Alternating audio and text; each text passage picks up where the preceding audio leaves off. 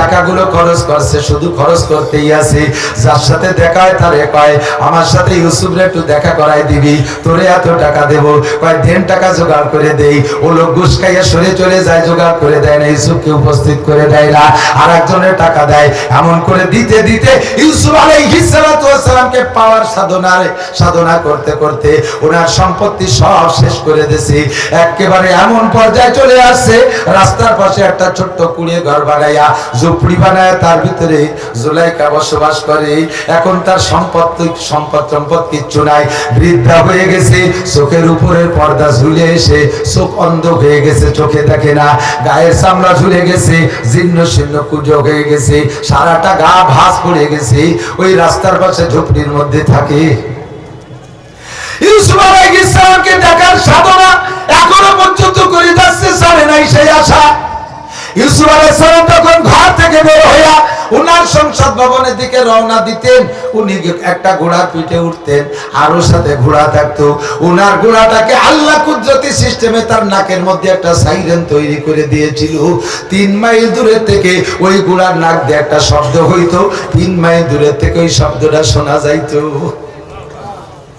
মানুষ ইউসুফ আলাইহিস সালামকে এক নজর দেখার জন্য ওই ঘোড়ার আওয়াজ পাইয়া রাস্তায় এসে ভিড় করত, আর সবাই শুধু এক নজর দেখতো, এক নজর শুধু দেখতো ইউসুফ আলাইহিস সালাতু ওয়াস সালামকে। বন্ধুরে, জুলাইখা এইভাবে প্রতিদিন চেষ্টা করত, কিন্তু বুড়ি মানুষ শক্তিতে কুলাই পারত না, মানুষের ধাক্কায় পিছে পড়ে যেত, কোনোদিন দেখতে পারে নাই।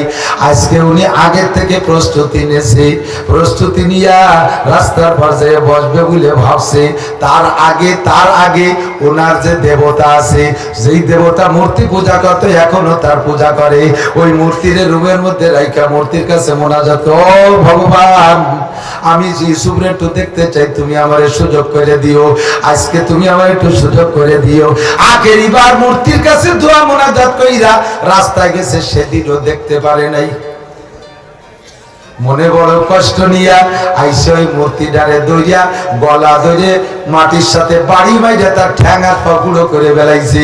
তোরে আর কোনোদিন আমি ইবাদত করব না, তোর কাছে মোনাজাত করে গেলাম, তুই আমারে সুযোগ করে দিলি না ইউসুফের সাথে দেখা করার। ইউসুফ যেই মালিকের ইবাদত করে, আমি সেই মালিকের কাছে আজকে মোনাজাত করব। এবার জুলাইখা সিজদায় পড়ে অন্তর থেকে তওবা কইরা, অন্তর থেকে লা ইলাহা ইল্লাল্লাহ ইউসুফ নবিউল্লাহ কলেমা পড়া এবার বুড়ি ধীরে ধীরে রাস্তায় গেছে। আজকে ইউসুফ আলাইহিস সালাম আসতেছে, সাইরেনের আওয়াজ পাইয়া মাঝ রাস্তায় দাঁড়াইছে। মাঝে বুড়ি মহিলা মাঝখানে দাঁড়ায় হাত ছানি দিয়েছে, ওগো বাবা, ওগো ইউসুফ, বাবা কই নাই, কই ওগো ইউসুফ, মহারাজ ইউসুফ, একটু দাঁড়াইতে হবে। বুড়ি সামনে দাঁড়াইছে দেখা ওনার যত গার্ড আছে তারা নাইমে বুড়িরে সরানোর চেষ্টা করছে। বুড়ি কয় আমাকে মারিয়ে ফেললে আমি ঘোড়ার পদতলে পদদলিত হয়ে যাব, তবু আমি যাব না, আমি ইউসুফের সাথে দেখা করব। আল্লাহু আকবার। বুড়ির হাত ছাড়ি দেখে ইউসুফ আলাইহিস সালাম ঘোড়ারে ব্রেক করে ফেলাইছে। এবার ইউসুফ আলাইহিস সালাম ঘোড়া থেকে নামছে, নামার পরে বলতেছে, ইউসুফ আপনি কি মহারাজ ইউসুফ? কয় জি। আমি আপনারে চোখ দিয়ে দেখতেছি না, আমি আপনার সাথে দুটো কথা বলবো, একটু শুনতে হবে, মনোযোগ দিয়ে। কয় বলেন। আপনি যদি সেই ইউসুফই হন তাহলে আপনার দোয়া আল্লাহ পাক কবুল করে। আমি আল্লাহর কাছে দোয়া করে আইসা আপনার দিদার পেয়েছি, আপনি আল্লাহর কাছে দোয়া করলে আমার চাইতে বেশি কবুল হবে। আমার একটা দাবি আপনার কাছে, আপনি আল্লাহর কাছে দোয়া করতে হবে। বলেন কি? ভাই 1 নম্বর দোয়া হলো আমার চক্ষু দুটোকে আল্লাহ পাক খুলে দিতে হবে। আমি চোখে দেখি না, অন্ধ হয়ে গেছি, আমি একটু আপনাকে সচক্ষে দেখতে চাই, আমার চক্ষু দুটোকে একটু খুলে দিতে হবে। ইউসুফ আলাইহিস সালাম কয়, আল্লাহ, এমন একটা বুড়ি আমার কাছে প্রার্থনা করেছে, মামার মাধ্যমে দোয়া চাইছে, আমি তার জন্য দোয়া করি। আমি যদি তোমার নবী হই, আমার দোয়া কবুল করতে হবে, বুড়ির চক্ষু পরিষ্কার করে দিতে হবে। সঙ্গে সঙ্গে মুহূর্তের ভিতরে আল্লাহ পাক জুলাইখার চোখের পাওয়ার 16 বছরে যুবতীর মতো শক্তিশালী করে দিছে। যখন চোখ খুলছে, এবার চোখ দিয়ে পরাণ ভরে তাকায় রয়েছে জুলাইখা ইউসুফের দিকে। এখনো বুড়ি রয়েছে, গায়ের চামড়া ঝুলানো। ইউসুফ আলাইহিস সালাম জুলাইখারে চিনতে পারতেছে নাকি, এই যে সেই জুলাইখা নাকি। এরপরে আর একটা দোয়া চাই আপনার কাছে। বলেন কি? ভাই আপনি দোয়া করলে আল্লাহ পাক দোয়া কবুল করে। নগদে প্রমাণ হলো আমার চক্ষু খুলে গেছে, আমার চোখ পরিষ্কার হয়ে গেছে, চোখের পাওয়ার ফিরিয়ে পেয়েছি। আর একটা দোয়া করতে হবে, আপনি একটা আল্লাহরে বলেন, আল্লাহ যেন আমার 16 বছরের যুবতীর মতো যুবতী বানায় দেয়।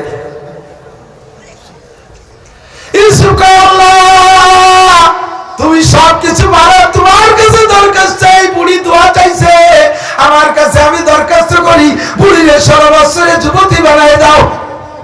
বলার সঙ্গে সঙ্গে আল্লাহর কোনো সিজার লাগে না, অপারেশন লাগে নাই, মাদ্রাস পাঠানো লাগে নাই, চেন্নাই পাঠানো লাগে নাই, লন্ডন আর আমেরিকা পাঠানো লাগে নাই, সঙ্গে সঙ্গে জুলাইকা সেই রকম টলমলে যুবতী হইয়া গেছে। এবার যখন যুবতী ইউসুফ আলাইহিস সালাম দেখে আসছে, ও কপাল, এই সেই মহিলার কারণে এত বিপদ আপদ আমার, এইটি সেই মহিলা। এখন ইউসুফ আলাইহিস সালাম কাঁপতেছে, আল্লাহ অকালে এসে আবার কোন ঝামেলা না হয়। 3 নম্বর আর একটা কথা, ভাই কি বলেন কি? 3 নম্বর কথা হলো আমাকে বিয়ে করতে হবে। আমি সেই থেকে আজও পর্যন্ত তোমার এসকে আমি আশেক হয়ে আছি, তোমার পাগলে পাগল হয়ে আছি। আমি অন্য কোথাও যাই নাই। আমার স্বামী মারা গেছে তখন আমি কিন্তু যৌবন ছিল, 55 বছর বয়সের আগে আমার স্বামী মারা গেছে।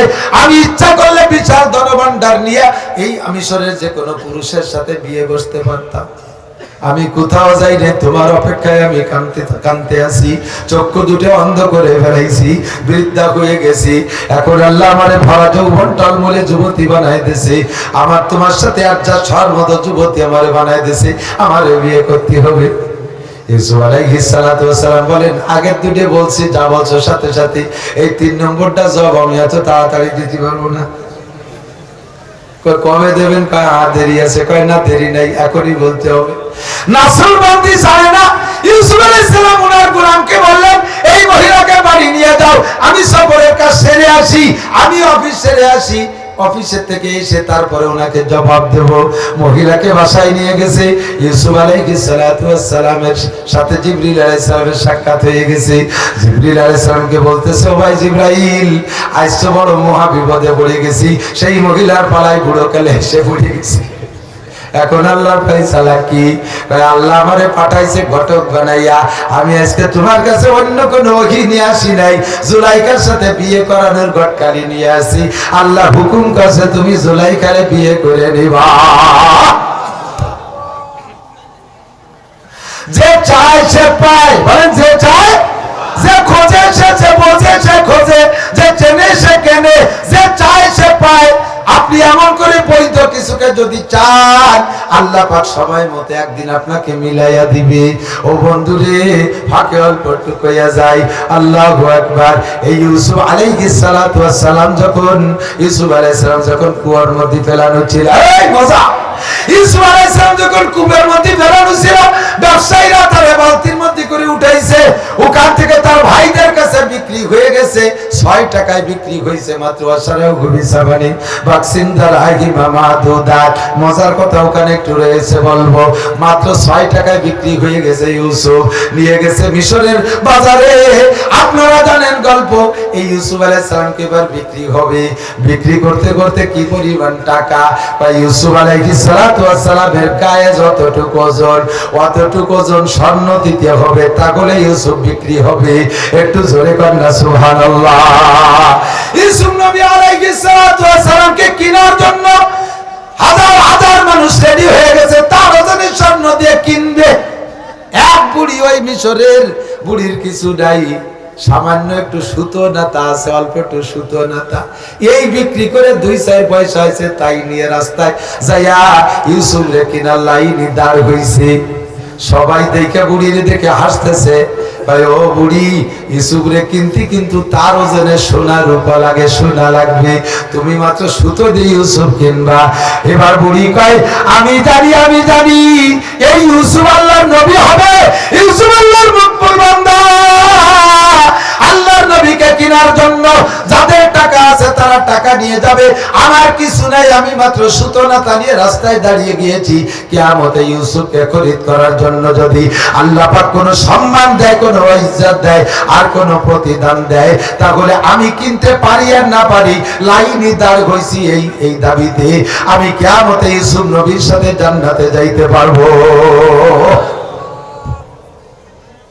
ও বন্ধু, কিনা দরকার, আজিজে মিসর কিনে নিয়ে গেল, অবশেষে জুলাইখার সাথে বিয়েও হয়ে গেল। আল্লাহু আকবার। ইউসুফ আলাইহিস সালাতু ওয়াস সালামের আরো স্ত্রী ছিল, অন্য কোন স্ত্রীদের পেট থেকে সন্তান হইছে বলে খবর পাওয়া যায় না। জুলাইখা আজিজে মিসরের ঘরে দীর্ঘকাল স্ত্রী হিসেবে ছিল, সেখানেও কোনো সন্তান হইছে বলে খবর পাওয়া যায় না। বৃদ্ধকালে আবার যৌবন ফিরে পাইয়া ইউসুফের সাথে বিবাহের পরে আল্লাহ পাক 3টে সন্তান তাকে দিয়েছিলেন, 3টে সন্তান তাকে দিয়েছিলেন। এই সন্তানের ভিতরে, এই সন্তানের মধ্যে একটা সন্তানের নাম হলো, একটা মেয়ের নাম, মেয়েটার নাম হলো লাইয়া, মেয়েটার নাম হলো লাইয়া, অপর নাম হলো রহিমা, মেয়েটার নাম হলো লাইয়া, আর এক নাম হলো রহিমা। এই রহিমারে বিয়ে দিয়েছে পরবর্তীতে হযরত আইয়ুব আলাইহিস সালাতু ওয়াস সালামের সাথে। হযরত আইয়ুব নবী আলাইহিস সালাতু ওয়াস সালামের সাথে বিয়ে করাইছে। নবী আইয়ুব আলাইহিস সালাতু ওয়াস সালাম তৎকালীন নবীদের ভিতরে বড় সুঠামবডির অধিকারী ছিলেন, সুস্বাস্থ্যের অধিকারী ছিলেন, ধনে ধনে পরিপূর্ণ ছিলেন। 70 বছর হায়াতের ভিতরে আইয়ুব নবীর গায়ে একটা ঘামাচিও হয় নাই, চেহারা কাঁচা হলুদের মতো টলটলে, জায়গা জমি ধন সম্পদ বাগ বাগিচায় ভরা ছিল, ইবাদত বندگی করেছেন পর্যাপ্ত। আইয়ুব নবীর আরো 3টে স্ত্রী ছিল, এই 4টে স্ত্রীর ঘরে, 4টে স্ত্রীর ঘরে 6টা ছিল পুত্র সন্তান। উনি বড় আনন্দে দিনকাল কাটাইতেন, ইবাদত বندگی পরিপূর্ণ ছিলেন। আল্লাহ পাক একদিন শয়তানের ডাইকে কয়, ও শয়তান, তুই তো বলেছিস আমার বনিয়াদম সম্পদ পাইলে তো আমি আল্লাহকে ভুলে যাবে, দেখতো আমার আইয়ুবের দুনিয়ার কোনো তাই কম নাই, আমার আইয়ুবকে আমারে ভুলে গেছে। শয়তান সুযোগ পেয়ে কয়, আল্লাহ তোমার আইয়ুবের সম্পদে ভরপুর আছে, এই অভাব অনাটন নাই বলে তো ইবাদত করে খুশি মনে। যদি অভাবে বেলাচ্ছে তালি বুঝা যত খেলা করে কয়। আল্লাহ কয়, তাহলে দেখবি কাল সকালবেলা কবর হবে, এরপরে আমার আইয়ুবের অবস্থা দেখবি। রাত চলে গেছে, সকালবেলা আইয়ুব নবীর কাছে উনার জমির যত বরগাছ ছিল, জমি যত কৃষক ছিল, সমস্ত কৃষক আর বরগাছরা এসে কান্তি কান্তি এসে কয়, মালিক রাতের বেলা আমাদের আপনার যত জমি ছিল ফসলে ভরা ছিল, সকালবেলা ওইটা দেখি আগুনে সমস্ত জমিন পুড়ে ছাই হয়ে গেছে, এবং জমির কোনো আইলার নিশানা খুঁজে পাচ্ছি না, আপনার জমি কোনটুক খুঁজে পাচ্ছি না। হযরত আইয়ুব নবী শোনার সাথে সাথে কয়, আলহামদুলিল্লাহ। পারবেন? একখান নসিমন যদি অ্যাক্সিডেন্ট করে, এদিকে বাড়ি 3-4 জন স্টক করে অ্যাক্সিডেন্ট করি, জমিতে যদি ফসল না হয় তাহলে আমরা গোষ্ঠী যুদ্ধ স্টক করি, জমিতে ফসল হয়েছে, দেশে পানি নাই, পাট বীজানোর জায়গা নাই, তাতেই আমাদের মন খারাপ, আল্লাহর পর গুটিখানিক অভিযোগ করে বসে থাকি। আল্লাহ এত বড় দম্ভ ডেঙ্গাই দিয়ে আল্লাহরে গালাগালি আরে জোরে গান নাউজুবিল্লাহ। ও বন্ধুরে, এত বড় ক্ষতি হয়ে যাওয়ার পরে আলহামদুলিল্লাহ বড় বড় বলা বড় কঠিন, কথাগণ ঠিকই ঠিক না? আলহামদুলিল্লাহ, সুখের সময় আলহামদুলিল্লাহ, দুঃখের সময় আলহামদুলিল্লাহ, এর নাম হলো ঈমান। সর্বাবস্থায় একই অবস্থায় থাকা, অভাবে আলহামদুলিল্লাহ বলেন, জোরে বলেন আলহামদুলিল্লাহ। সবাই কেমন আছেন? জোরে গান কেমন আছেন?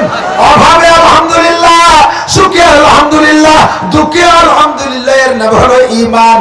আমার ঈমানের কয়েকটা আলামত আছে, একটা হলো সুখে আলহামদুলিল্লাহ, দুঃখে আলহামদুলিল্লাহ, আরেকটা হলো এদিক তাকান, প্রশংসা করলেও বেশি খুশি লাগে না, বদনাম করলে সমালোচনা করলেও মন খারাপ হয় না। কয়জন আছেন কন্দি? আমার এই প্রশংসা করলে একটু ভুলি, যে বক্তাই আসে আইসে আমারে একগাদি প্রশংসা করে, আন্তর্জাতিক ক্ষতি সম্পন্ন মুফাসসিরে কোদাল, আপনাদের কৃতি সন্তান, আপনারা তো চেললেন একে পাম দেয়, আমার একটু খুশি ঠেকাই স্বাভাবিক, প্রশংসায় সকলে খুশি হয়।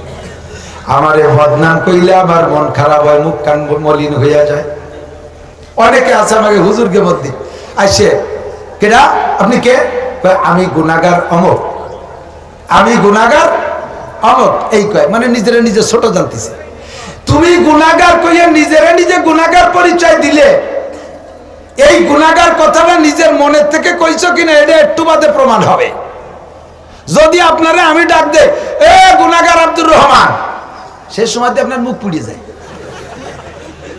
একটু আগে নিজেরে নিজে গুনাহগার আব্দুর রহমান কইলেন, আর আমি যদি গুনাহগার আব্দুর রহমান কই ডাক দেই, সেই সময় মুখ পড়ে কেন?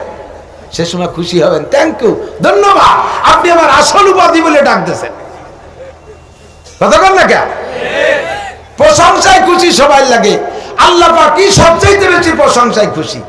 তবে মানুষের ভিতরে যেই লোকটা চায় যে আমার প্রশংসা সামনের পর মানুষ করুক, এই লোকটার মতো আহাম্মক জগতে কেউ নাই।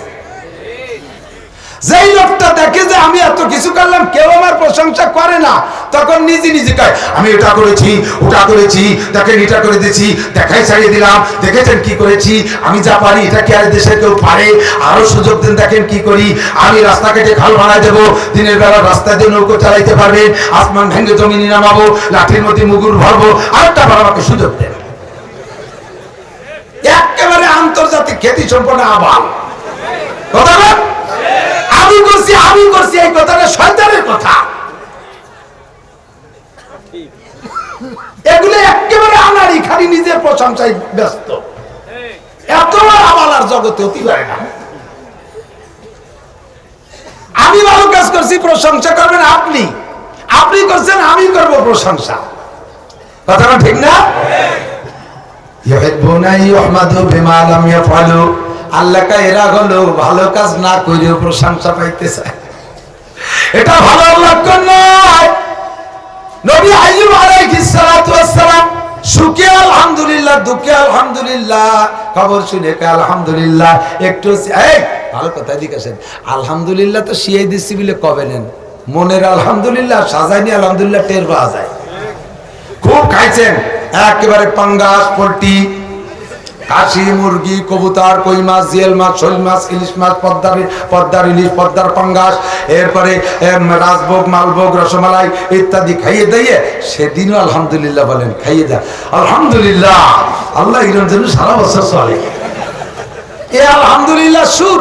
আর খাইতে মনে চাচ্ছে অনেক কিছু পাইছেন, একটু সাদা যাও, সেদিন আলহামদুলিল্লাহ, আলহামদুলিল্লাহ, যা খাইছে ভালো খাইছে, না খালি কি দুই আলহামদুলিল্লাহ পার্থক্য আছে না নাই? খুশির সাথে আলহামদুলিল্লাহ, দুঃখের সাথে আলহামদুলিল্লাহ বললে আল্লাহ টের পায়। আই বলেছিলাম আলহামদুলিল্লাহ, দেনে আমার আল্লাহ, কুলিল্লাহুম্মা মালিকাল মুলক, এ জগতের মালিক জলে বলেন কে? জোর হলো না কে? তুতিল মুলকা মান তাশা ওয়া তানজিউল মুলকা মিম্মান তাশা, যাকে খুশি তুমি দাও, যার থেকে খুশি তুমি নাও।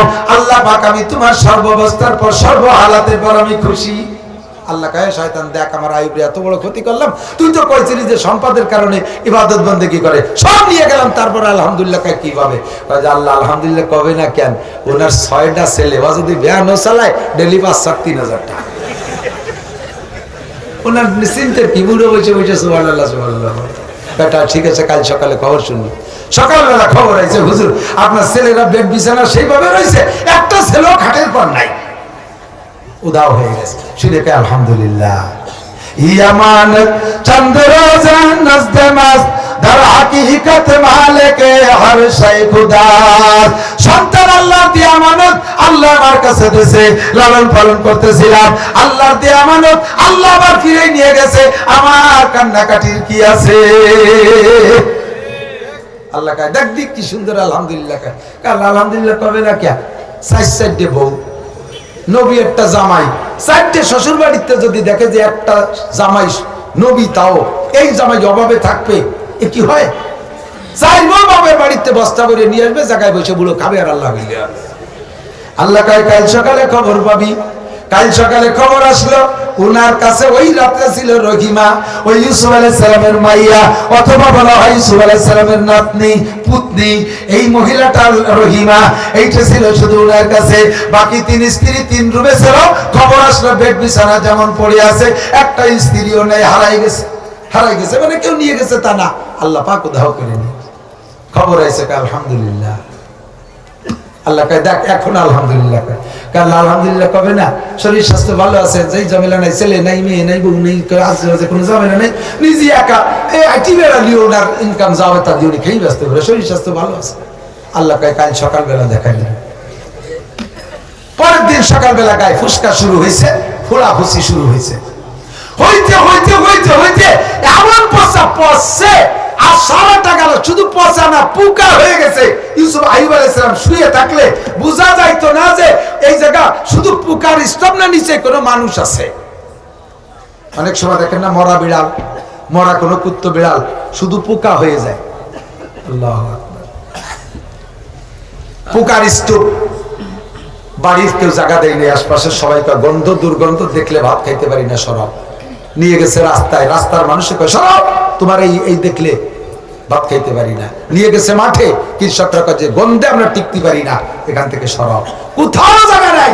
হযরত রহিমা আলাইহিস সালাম ওনাকে নিয়ে শহরের ময়লা ফেলানোর ডাস্টবিন যেখানে, ওই জায়গাটা ছাপলা বানায়, স্যাঁতসেঁতে কাদাওয়ালা জায়গা, বিছনা বিছাইয়া ওর ভিতরে আইয়ুব আলাইহিস সালামকে নিয়ে রাখেন।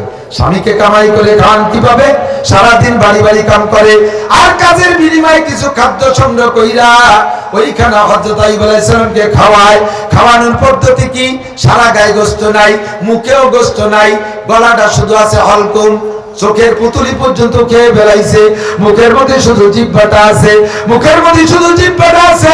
এই জিহ্বার ভিতরে চামচ দিয়ে যদি খাবার দেয়, হাত দিয়ে যদি খাবার দেয়, মুখে ব্যথা পায়, হাতের খুচার ব্যথা, চামচের খুচার ব্যথা, শক্ত খানা খাইতে পারে না। খাবার আইনে চটকাইয়া নরম হালুয়া বানাইয়া রহিমা নিজের জিহ্বাটা বানাইয়া ওই সব জিহ্বার ভিতরে রাইখা ওই পোকালা মুখের ভিতরে, মুখটাও তকবক করতেছে পোকায়, ওর ভিতরে জিহ্বা ঢুকাই দিয়া হলকমের মধ্যে সুরসুর করে খানা ছাড়ে। এরপরে আইয়ুব আলাইহিস সালাম গিলে খায়। একে একে এমন করে 13 বছর, 13 বছরের মাথায় গিয়া একদিন মুখের ভিতরে জিহ্বা ঢুকিয়ে দিয়েছে 2টা পোকা। হযরত রহিমার জিহ্বার ভিতরে, জিহ্বার 2 পাশে 2টা পোকায় কামড় দিছে। এমন কামড় হযরত রহিমা ওই 2 পোকার কামড়ে বেহুশ হয়ে পড়ে গেছে। সব ফল করতেছে, কিছুক্ষণ পরে সুস্থ হইয়া রহিমা এবার স্বামী আইয়ুব আলাইহিস সালামকে বলতেছেন, ওগো আল্লাহর নবী আইয়ুব, আপনাকে আল্লাহ নবী বানাইছে, আপনি মুস্তাজাবুদ দাওয়াত, আপনার দোয়া আল্লাহ কবুল করে, আপনি এত কষ্ট কি করে সহ্য করেন? আমারে 2টা পোকায় কামড় দিছে, আমি সহ্য করতে পারি না। আজ 13টা বছর হাজার হাজার লক্ষ পোকার খাদ্য হয়ে আপনি এমন করে পড়ে আছেন কিভাবে? আল্লাহর কাছে দোয়া করেন, উদুইল আল্লাহ আইয়াবরাক আল্লাহ, আল্লাহর কাছে দোয়া করেন আল্লাহ আপনাকে সুস্থ করে দিক, আল্লাহ আপনাকে সুস্থ করে দিক। আইয়ুব আলাইহিস সালাম কয়, রহিমা, তোমার যদি আমার খেদমতে কষ্ট মনে হয় তুমি চলে যেতে পারো, আমি আল্লাহর কাছে সুস্থতার দোয়া চাই করতে পারবো না। ভাই কেন? দোয়া করলে কি অসুবিধা? আইয়ুব আলাইহিস সালাম বলেন, আমাকে আল্লাহ 70 বছর সুস্থ রেখেছেন, আল্লাহ পাক আমাকে 70 বছর সুস্থ রেখেছেন, ধনে ধনে পরিপূর্ণ রেখেছেন, আমার গায়ে একটা ঘামাচিও হয় নাই। 70 বছর আল্লাহ আমাকে সুস্থ রেখে মাত্র 13 বছর অসুস্থ রেখেছেন। আমি যদি এখন আল্লাহর কাছে দোয়া করি, আল্লাহ বলবে, আইয়ুব তুমি এত তাড়াতাড়ি বিরক্ত হয়ে গেলে, কমপক্ষে 70 বছর আমি এইভাবে রুগ্ন পড়ে থাকবো। এরপরে আল্লাহকে বলতে পারবো, আল্লাহ সুস্থ রেখেছিলে 70, অসুস্থ রেখেছো 70, 70-এর সমান হয়েছে, এরপরে যদি আবার হায়াত থাকে আমাকে একটু সুস্থ করে দাও। এর আগে আমি বলতে পারবো না। রহিমা, যদি তোমার ভালো না লাগে, আমার খেদমতে বিরক্ত বোধ হয়, তুমি চলে যেতে পারো। হযরত রহিমা বললেন, স্বামী পায়ে ধরে মাপ চাই, আমি খেদমতে বিরক্ত হয়ে বলি নাই, আপনার এই কষ্টের কারণে আমি বলছি, আমি জীবনেও যাব না, থাকেন আপনি এভাবে। খেদমতে বেরোয় গেছে আরো 5 বছর, মোট 18 বছর। 18 বছর পুড়ে গেছে যখন, রহিমা আলাইহিস সালাম দিনের বেলায়, বিকেল বেলা রাতের খাদ্য সংগ্রহ করতে গেছেন। আসতে একটু সন্ধ্যা দেরি হয়ে গেছে, অন্যদিন সন্ধ্যার আগে আসে, আজকে একটু দেরি হয়ে গেছে। আল্লাহু আকবার। আয়েশা স্বামীরে পাচ্ছে না, উনি যখন আসতেছে দেরি হয়ে গেছে, ইতিমধ্যে মাগরিবের সময় জিবরিল আলাইহিস সালাম এসে সালাম দিয়েছে আইয়ুব আলাইহিস সালামকে, আসসালামু আলাইকুম ইয়া আইয়ুব, কাইফা হালুকা? আইয়ুব, আপনি কেমন আছেন? সে সময় সারা গায়ে পক, মুখের ভিতরে জিহ্বায় 2টা পোকায় গোশত কেটে খাচ্ছে, কুটকুট করতেছে জিহ্বার পাশ দিয়ে, জিহ্বাটাকে কোনো সময় খাইতে দেয় না আল্লাহ পোকা দিয়ে। উনি সবসময় দোয়া করছে, আল্লাহ সারা শরীর গায়ে খাক, আমার জিহ্বাটা যেন ঠিক থাকে। জিহ্বা ঠিক না থাকলে আমি তোমার নামটা জিকির করব কি দিয়া? আমার জিকিরের জন্য জিহ্বাটাকে তাজা রেখে সুবহানাল্লাহ। এই জিকিরের কারণে আল্লাহ তাআলা জিহ্বাটাকে ভালো রাখছে। মুখের ভিতরে গোশত কেটে খাচ্ছে পোকায়। ওই সময় জিবরিল আলাইহিস সালাম সালাম দিয়ে কেমন আছেন? সালামের উত্তর দিতে একটু দেরি করছেন, কিছুক্ষণ পরে উত্তর দেখে ওয়া আলাইকুস সালাম ইয়া জিবরাইল, আলহামদুলিল্লাহ। আজও হাসি মুখে কয় আলহামদুলিল্লাহ। মুখে তো গোশত নাই, সুরের ভিতরে হাসি টপকায়। হাসি দিলে তো মুখের চেহারাই বোঝা যায়, কিন্তু মুখে গোশত নাই, চেহারা দেখে বোঝার কায়দা নেই। শব্দের ভিতরে বোঝা যাচ্ছে উনি বড় খুশি। তো ভাই জিবরাইল, আমি সালাম দিতে সালামের উত্তর দিতে দেরি হওয়াতে কষ্ট পাইছো? জিবরিল কয় হ্যাঁ, আমার একটু খারাপ লাগছিল হুজুর। তো জিবরিলকে বলতেছে, তুমি যখন আমার সালাম দিয়েছো তখন আল্লাহর দুইজন মেহমান আমার মুখের ভিতরে থেকে গোশত কেটে খাচ্ছিল। আমি যদি সালামের উত্তর দেই, জিহ্বায় নাড়া লেগে যায় আর ওদের দুইজনের ডিস্টার্ব হয়, ওরা ক্ষুধার্ত থেকে যায়, কিয়ামতে গিয়ে যদি ওরা আল্লাহর কাছে মামলা দেয়, আল্লাহ কত পোকায় আইবির গাছ থেকে খাবার খাইলো, তাদেরকে ডিস্টার্ব করলো না? আমরা যদি খাইতে গেছি আমাদের পেট পুরে খাইতে দেয় নাই, এই মামলা যদি দেয় আমি কি জবাব দেবো? এই জন্য তারা খেয়ে আসুদা হয়ে তৃপ্তি হয়ে থেমে যাওয়ার পরে আমি সালামের উত্তর দিছি, এই জন্য একটু দেরি হয়ে গেছে। আল্লাহ কয়, জিবরাইল আমার আইয়ুব কি কয়? জিবরাইলকে আল্লাহ এই অবস্থায় এরকম বলতে পারে এটা আমার জানা ছিল না।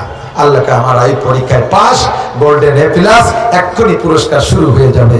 ধৈর্যের বিনিময়ে আল্লাহ তাআলা নগদ পুরস্কার দেয়, ধৈর্য ধারণ করে আল্লাহ তাআলা নগদ পুরস্কার দেয়। কি কি পুরস্কার? এক নম্বর শরীরটা ভালো করে দাও। কি দিয়ে দেবো? যে পানি দিয়ে গোসল করায় দাও। গোসল করানোর আর এক কিসসা, আল্লাহু আকবার। এখন জিবরিল আলাইহিস সালাম বলছে, ভাই আইয়ুব, আপনি একটু আল্লাহর হুকুম হয়েছে পায়ের গোড়ালি দিয়ে মাটিতে একটু আঘাত করেন, জায়গা তো নরম আছে। আইয়ুব আলাইহিস সালাম কয়, ভাই জিবরাইল, পায়ে তো গোড়ালি নাই, তার আঘাত করবো কি দিয়ে? কয় যে মাটিতে আপনার হাড্ডি দিয়ে একটু ছোঁয়া দেন, তাতেই হবে। চেষ্টা করেন যতটুক, বাকিটুকু আল্লাহ করবে।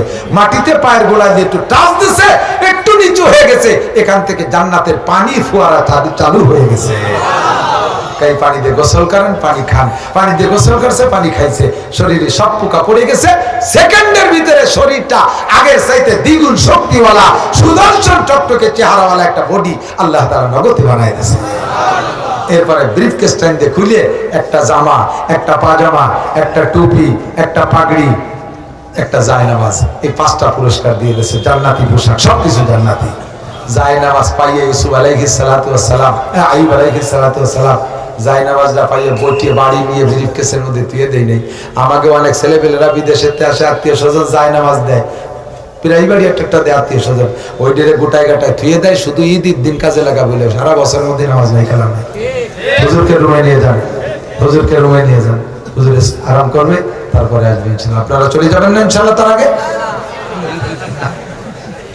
আমি ছেড়ে দেবো, হুজুর আসা পর্যন্ত আমি টেনে টুনে রাখছি, তারপরে তো পারছি, যাই হোক না, কি করে আসেন, জায়গা মতো চলে আসছি।